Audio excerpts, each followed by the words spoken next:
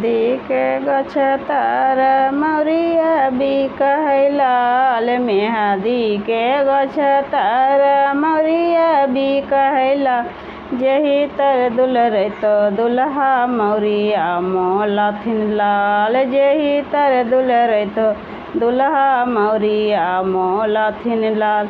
मौरिया के ऊपर ऊपर नाचे दूगो मोरवा लाल। मौरिया के ऊपर ऊपर नाचे दूगो मोरवा लाल। जेहू जे मोरवा भी हंसते चलल जाय लाल। जेहू जे मोरवा भी हंसते चलल जाय लाल।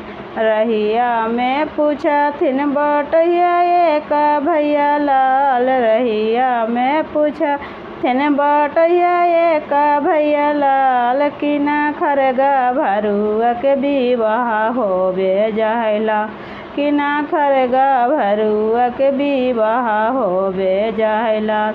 बिहारे में बसथिन राजा एक बाबूलाल। बिहारे में बसथिन राजा एक बाबूलाल। उनके भरुआ के विवाह होवे जाय लाल।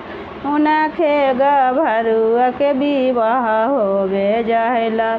भरी भरी नदिया कैसे के लाड़ो ऐतन लाल। भरी भरी नदी कैसे के लाड़ो ऐतन लाल। लड़ के गरजा से तीनैया भेजी देवै लाल।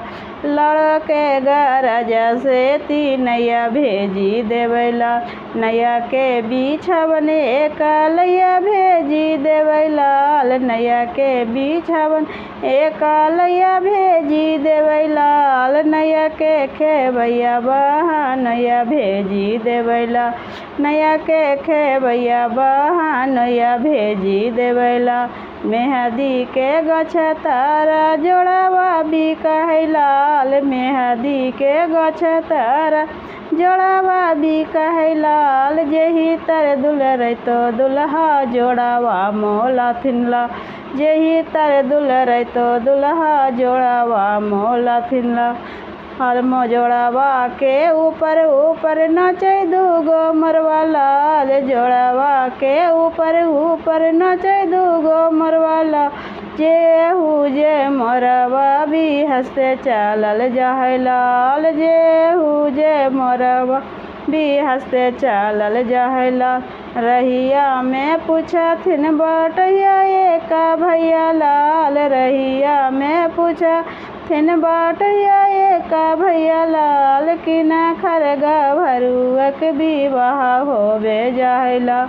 किना खरगा भरुआ के विवाह होवे जाय लाल। बिहारे में बसथिन राजा एक बाबूलाल। बिहारे में बसथिन राजा एक बाबूलाल। उनके भरुआ के बियाह होवे जाय लाल।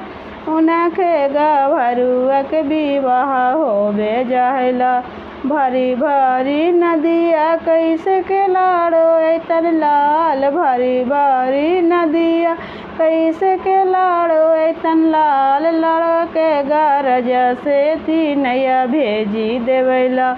लड़ के गरजा से तीनैया भेजी देवै लाल। नैया के बिछवन एक लैया भेजी देवै लाल। नैया के बिछवन एक लैया भेजी देवै लाल। नैया के खेवैया बहनैया भेजी देवै लाल। नैया के खेवैया बहनैया भेजी देवै लाल। मेरा वीडियो अच्छा लगा तो चैनल को ज़रूर से ज़रूर सब्सक्राइब कीजिए।